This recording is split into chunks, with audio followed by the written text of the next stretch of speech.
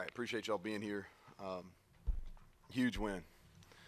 I've got a lot of respect for Iowa State, what they've been able to establish there. A lot of respect for Coach Campbell, his entire staff, and their players, especially if you look at it.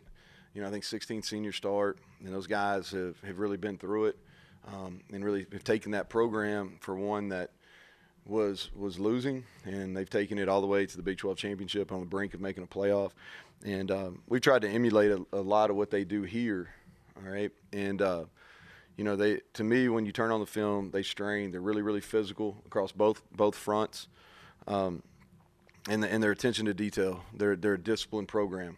And so a lot of respect for them. I thought our crowd was huge. On third downs, fourth downs, at the end of the game. That's special. And I talked to our guys about that in the locker room just now. If they could bottle that feeling that you have when we're singing Country Roads, I think it's the best tradition in college football, and then celebrating with those guys in the locker room. If they could bottle that up and sell it, it would go for, it'd be priceless. I mean, it really would. And all the work that goes into it, it makes it worth it. And I'm proud of our staff and our players just for how they responded. It's not only were we 2-4 and we fought our way back here to 4-4, but within the last two games, the two games that we've won, is you think about it, we didn't get lined up. They hit us on the big play. All of a sudden, down 7-0. Okay, we have the pass interference takes the explosive play off. We throw a pick six, but then we respond, and it just over. Like in the first half, they score. We would respond with scores, and if you can match score for score, that's so huge in the momentum of a football game. I think I'll talk about each phase just briefly here. I thought offensively, red zone 5 for 5 with 4 touchdowns. I think that we were more aggressive down there, and I think it paid off. You look at our third and fourth down conversions, is we go 9 of 15 and 1 of 1, and so you're talking about 10 of 15 on potentially drive-ending or plays that end drives. We go 10 of 15. And then we played 76 plays, and we had the ball for 35 minutes. And the thing that's huge about that is this year they were between 58 and 60 plays. That's what the opponent offenses were getting, was 58 to 60 plays. And we go out and we run 76 plays, hold the ball for 35 minutes. I thought Jared Dagey was huge. You're talking about a guy that's gotten beaten up here a little unjustly. I think sometimes quarterbacks get too much credit, too much blame. But that guy battled, man. He battled. He made the really bad decision on the pick six. We throw the ball 47 times. I think we probably called 50 pass plays against that defense that drops 8 a lot. And, I mean, what a performance. And I think we need to make sure we're talking about that, because that kid's a great kid, and he's been put through it a little bit, and I thought he was huge today. He answered the bell. Bryce Wheaton, man, what growth we've seen with him in 3 years. He has a drop that turns into an interception, and then he comes back and just makes huge plays, guys. I mean, huge plays. And so proud of him. Letty Brown fishing. Our O-line's getting better. And then T.J. Banks not going to show up in the stat sheet a whole lot, but he played by far his best game with O'Loughlin being out, and we're going to continue to need that. Defensively, 2 for 12 on third down, Iowa State was. We got off the field. The fumble was big, and I'm sure it's going to get talked about a bunch, and the ball came out, and that's what I always talk to our guys about. When it came out, I don't know, okay, but the ball came out, and we've got some breaks that hadn't gone our way, and we got the ball out, and we were able to take advantage of that, and I thought that was a huge play in the game. And then we finished on defense. If you think about it, we've been in that scenario that we just went through, okay? Against Oklahoma, we had a chance to get off the field, and we didn't on defense. All right? We had a chance versus Texas Tech to get off the field, and we didn't, right? Well, today we had a chance to get off the field and finish the game, more importantly, finish the game, and we finished the game on defense. And so much credit needs to go to our older guys, because you look out there, and I thought Sean Mahone, Alonzo Dow bounced back from giving up a play early in the game, played big. Jackie Matthews battled. Josh Chandler was, I thought, all over the field today. Dante Steele was tired and was able to finish. I thought Taj Austin, I could keep going. Our older guys really stepped up on that last drive. But a big win, and I'll take questions. Deggy a little bit. I assume it's his best career performance, but accuracy level, was that also something that you haven't seen in a game from him? I just thought he played well. I really did, Greg. I thought he played extremely well, and he knew that he had to play well coming in the game. And sometimes that makes it even harder. They're really good on rush defense. I think their D-line is really physical. They use their hands. There's a reason why, Oklahoma State runs the ball as good as anybody in the country, and they did okay. They didn't do poorly. They just did okay. And so we knew we were going to have to throw the ball to win. And we mixed it up. We did a lot of quick game early. They went to some cloud corner, took that away. We went to some deep balls. And, the thing about it is, like, he played like that in fall camp. And what's happened is in games he's had 3 to 4 critical mistakes that we haven't been able to overcome. And today he had one. He really just had one mistake. We missed a couple throws. When you throw it 50 times, you're going to miss one high, miss one low. He maybe had a few of those, but he had one critical mistake. He didn't get his feet set, and they returned it. But outside of that, and his ability to respond that's huge too. But outside of that, I thought he played extremely well. And through all this, he's number 1 in the Big 12 in passing, right? Can you talk about the 2 passes after the pick six? The one to right on 3rd and 6 was right in the bucket, and then he comes back with the Ford Wheaton pass. I mean, those were right on the money. Yeah, and I think that's something that we've really tried to invest in just since the bye week is just the response. This difference between reacting and responding. Reacting are emotional. Responses are calculated, and so. I thought as a football team we've done a better job of responding. I thought he did a good job. And the only thing I told him is, hey man, you should have a lot of confidence. You've played extremely well. You played extremely well, all right. And so kudos to him. Hey, Neal, I was going to ask you how you attack them or how you would attack a defense like that. I don't know if it's any simple thing, but just attacking in general. It seems like you went at them, and when they did something, you went at that and just kind of did not relent. Is that important? Yeah, it is. In fairness, like, we spent a lot of time on them. Okay, we changed our offseason program after they dominated us last year in that game in December. We had that 42-6 score up from the time we came back in late January and started our offseason program all the way through fall camp. We had that 42-6 score, and we talked about how we had to get bigger, stronger, and more physical. Because a year ago it was domination on the front. And so now this week we didn't talk about that game one time. Because really we told our guys, hey, we're going to have a new season that starts during our bye week, and we're not going to go rewind on a previous game.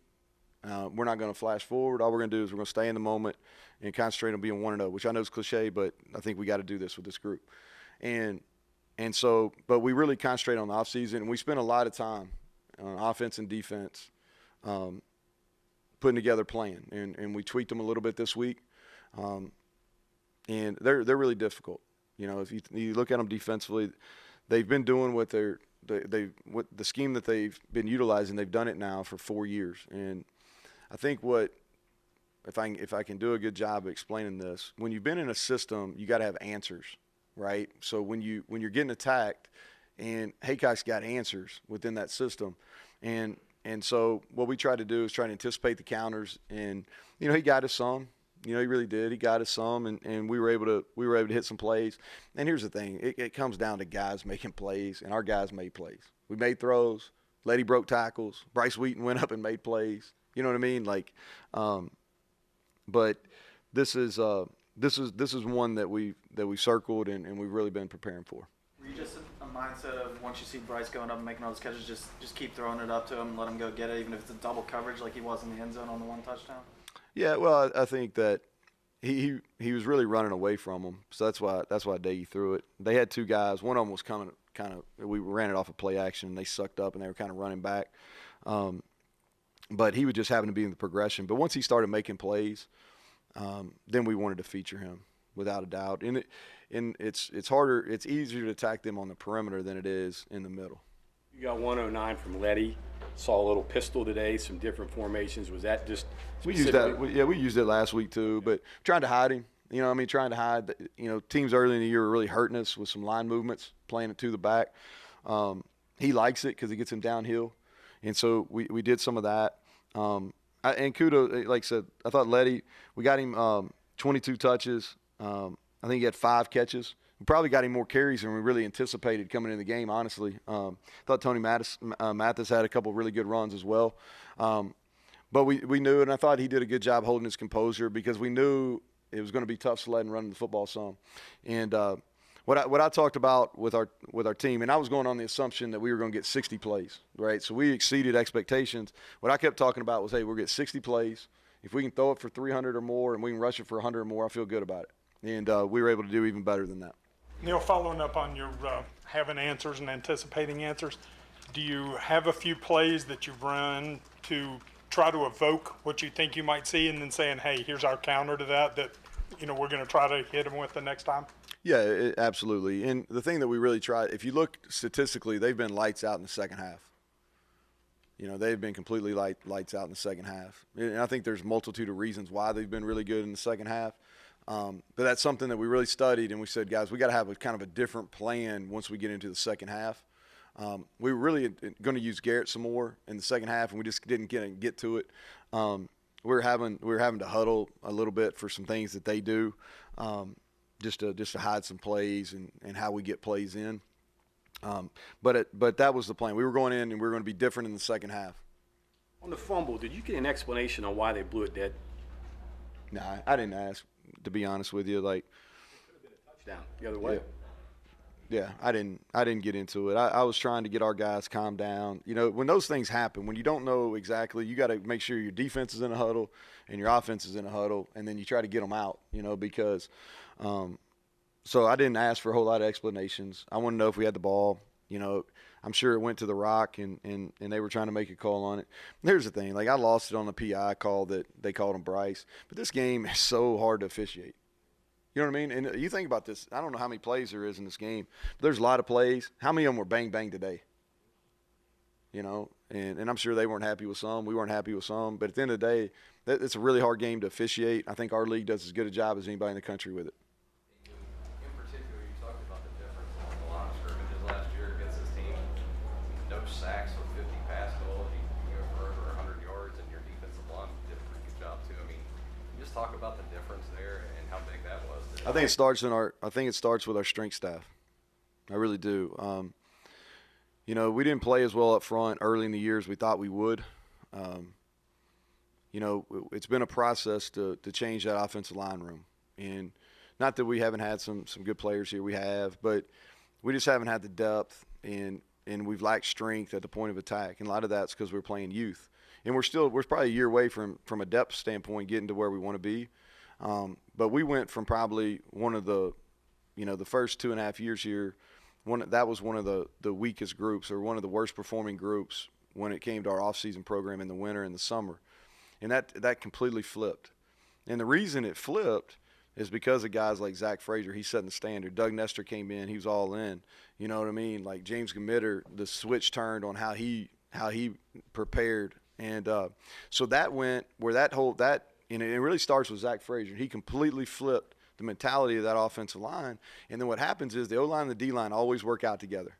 You know what I mean? And it's really competitive in the offseason because they're always challenging each other, whether it's in mat drills, whether it's in the weight room. So they saw the O-line start picking up, then the D-line started picking up, right? And so it's really been a process of 3 years, okay? And we're not exactly where we want to be, but if you want to talk about why we played better, all right, why we played better, it starts with our strength staff. You know, Mike Joseph and his entire – and like I said, you can ask the players. That 42-6 score was up from the time we came back in January till fall camp.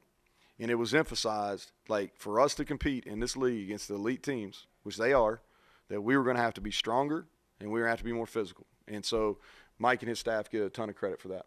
Speak of the job Milan did at right tackle. Looked like he ran to the right a little bit today. Yeah, he's coming along. Like he's talented, right? He's talented. That's the hardest position in football to play as a rookie in the NFL or as a true freshman in college football at this level. You know, and the McDonald kid especially, he's one of the best pass rushers in our league. We tried to help him some, but he battled. You know, he really battled. He's getting better. I love the way he plays.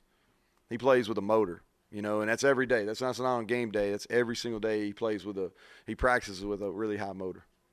We saw the 2 long touchdown runs. Other than that, though, I think he averaged about 2 yards per carry on like 20 carries. I wish you could take. I don't think we can take them out though. They still count, right?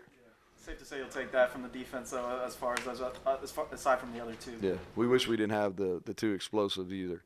You know, he's hit those every game. I think he leads college football in explosive runs over the last 2 years.